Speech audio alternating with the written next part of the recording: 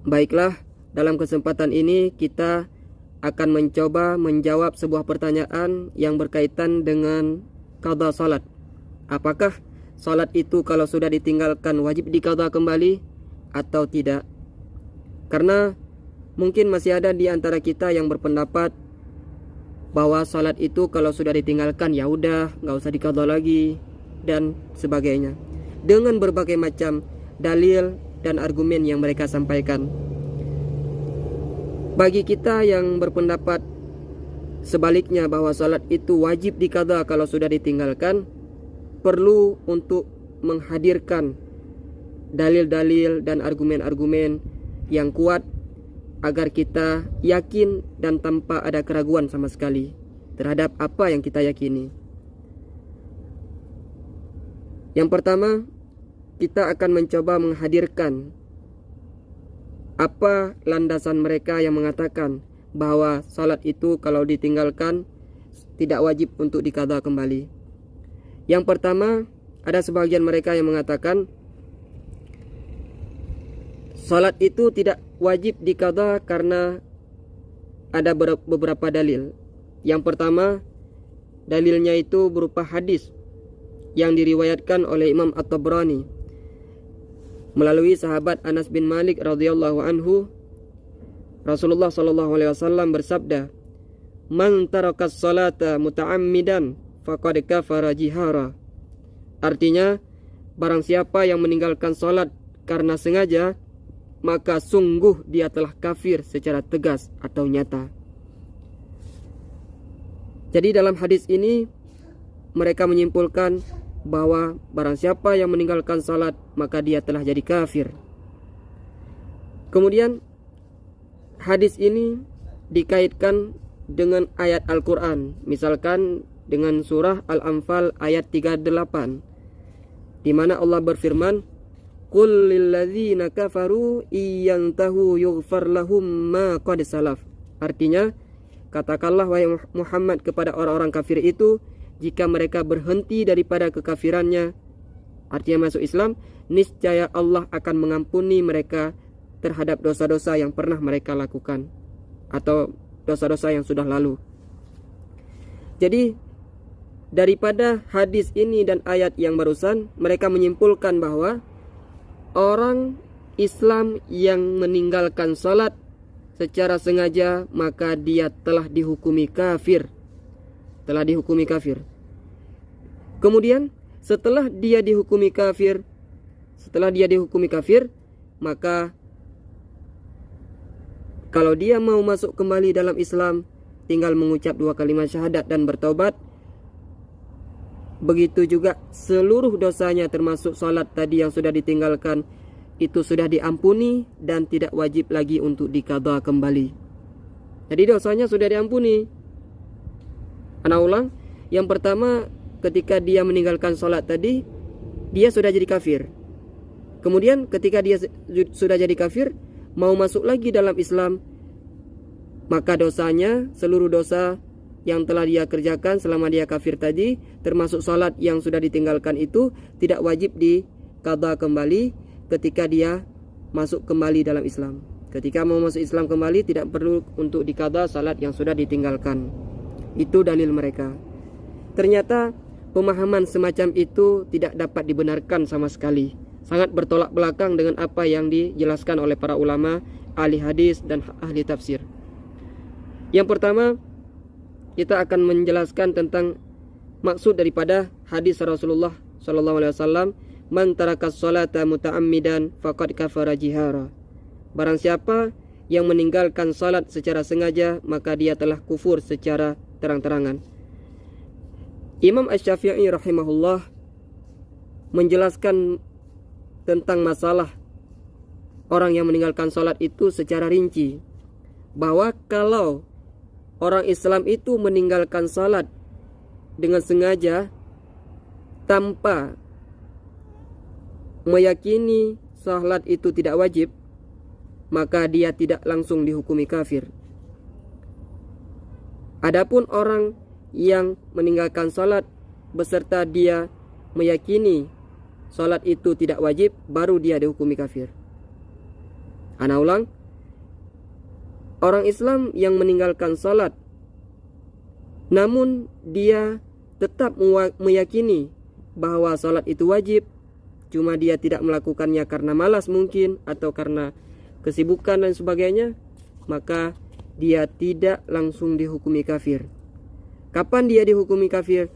Ketika dia meninggalkan salat dibarengi dengan i'tiqad atau keyakinan salat itu tidak wajib. Itu baru kafir. Dan kafirnya pun kafir murtad, bukan kafir asli. Sedangkan yang ada dalam ayat tadi itu diperuntukkan buat orang yang kafir asli, yaitu sejak lahir dia itu sudah kafir. Jadi tidak bisa digabungkan antara hadis ini dengan ayat yang mereka sampaikan. Karena satu kafir asli yang memang yang dalam ayat itu maksudnya kafir asli yang memang dari lahir dia sudah kafir.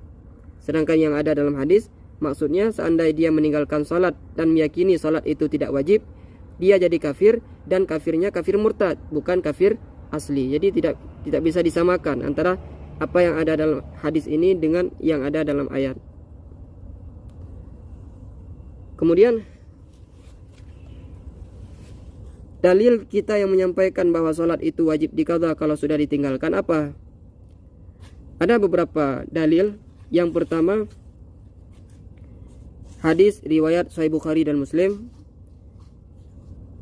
An Anas bin Malik radhiyallahu anhu qala Nabi sallallahu alaihi wasallam, man nasiya salatan am nama anha fakaffaratuha ayyusalliha idza dzakaraha. Daripada sahabat Anas bin Malik, dia berkata bahwa Nabi SAW bersabda, barang siapa lupa salat atau ketiduran karenanya, maka kafaratnya adalah menunaikan salat itu di saat ia ingat. Ana ulang, kata Nabi, barang siapa yang lupa akan salat atau ketiduran karenanya, maka kafaratnya adalah menunaikan di saat ia ingat akan salat tersebut.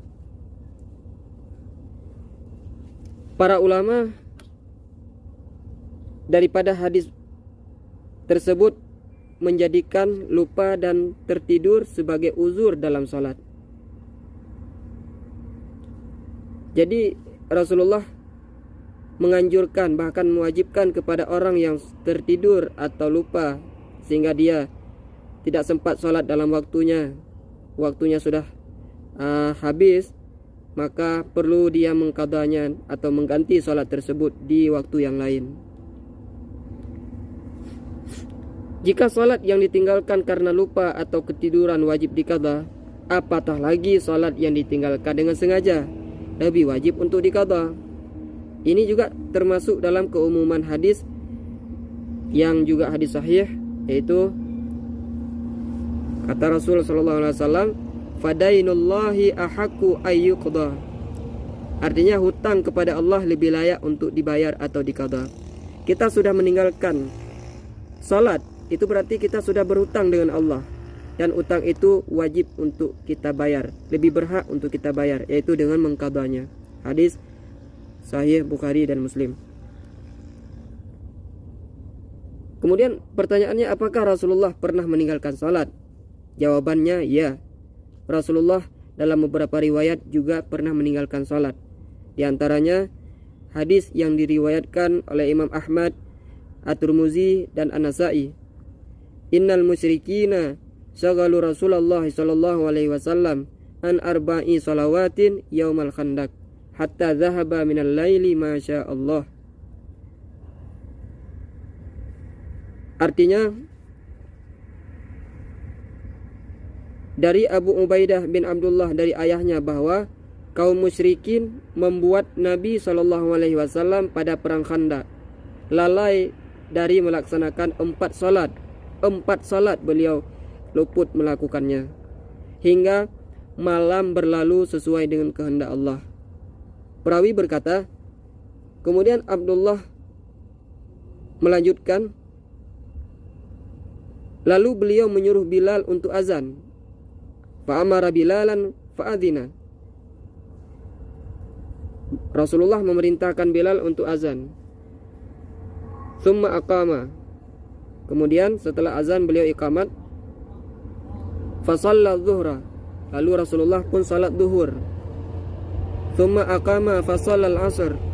Kemudian iqamat kembali untuk melakukan salat asar. Tsumma aqama fa shallal maghrib.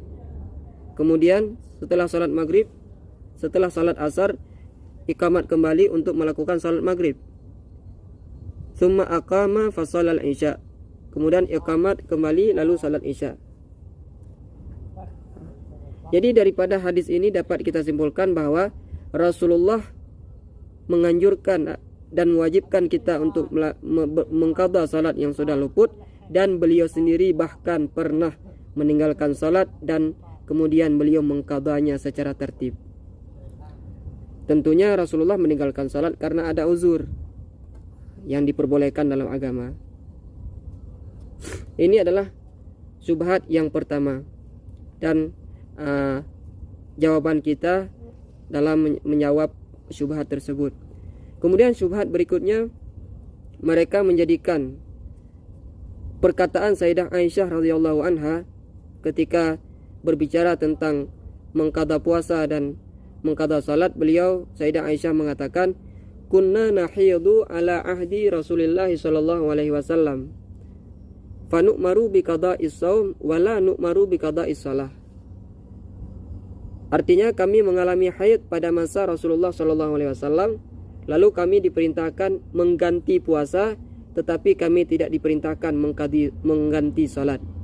Artinya orang yang haid setelah haidnya selesai diperintahkan untuk menggantikan puasa atau mengqadha puasa, namun tidak diperintahkan untuk mengqadha salat. Ini adalah hadis riwayat Bukhari dan Muslim. Jadi orang-orang yang berpendapat bahwa salat itu kalau ditinggalkan tidak wajib diqadha karena berpegang pada potongan ungkapan daripada Sayyidah Aisyah bahwa Rasulullah hanya memerintahkan mereka, perempuan yang haid itu, setelah haidnya selesai untuk mengqadha puasa, sedangkan salat tidak diperintahkan untuk diqadha. Berarti salat tidak usah diqadha, kalau ditinggalkan ya udah, tidak usah diqadha. Maka kita menjawab argumen tersebut dengan beberapa jawaban. Yang pertama, dapat kita lihat secara jelas dalam konteks hadis tersebut bahwa ini khusus bagi perempuan haid, bukan umum bagi laki-laki dan perempuan yang meninggalkan salat bahkan secara sengaja. Ini khusus buat perempuan yang haid.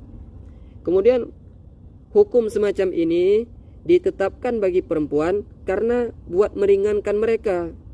Takhfif dari agama atau keringanan dalam agama Islam buat kaum perempuan yang meninggalkan salat karena haid atau nifas dan sebagainya.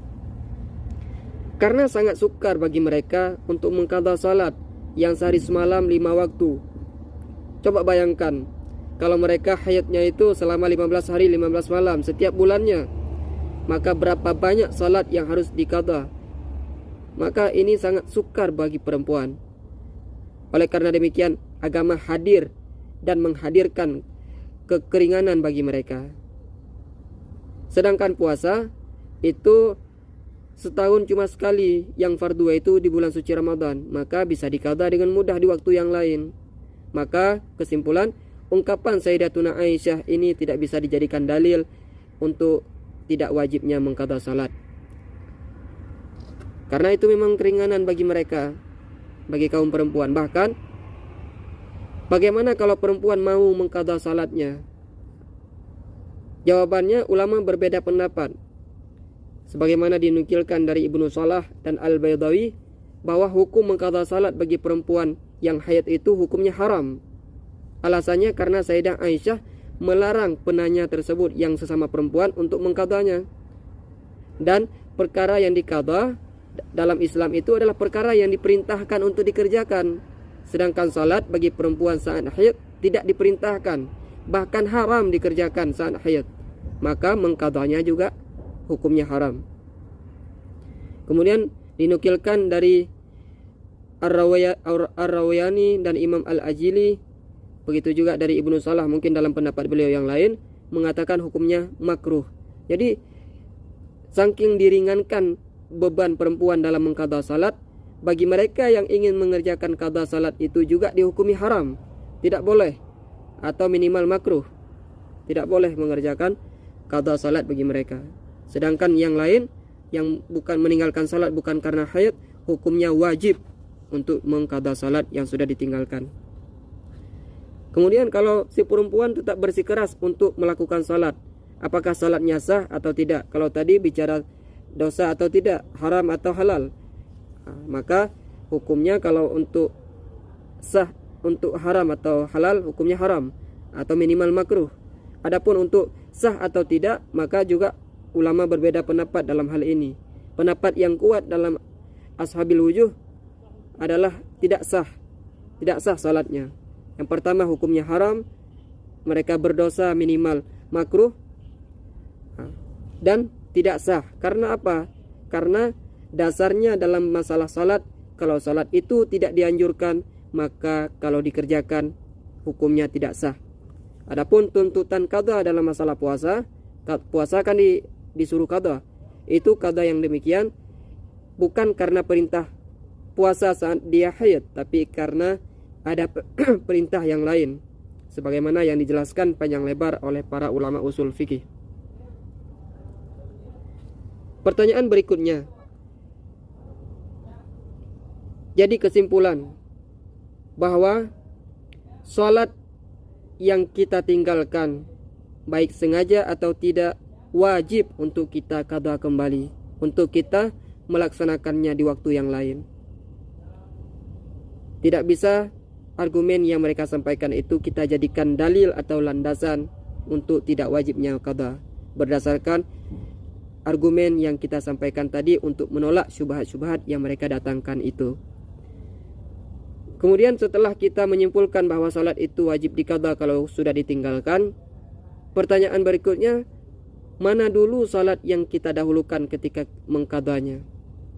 Apakah salat yang ada dulu, hadirah dulu yang mau kita kerjakan, atau salat yang sudah luput tersebut, yaitu yang mau kita qadha?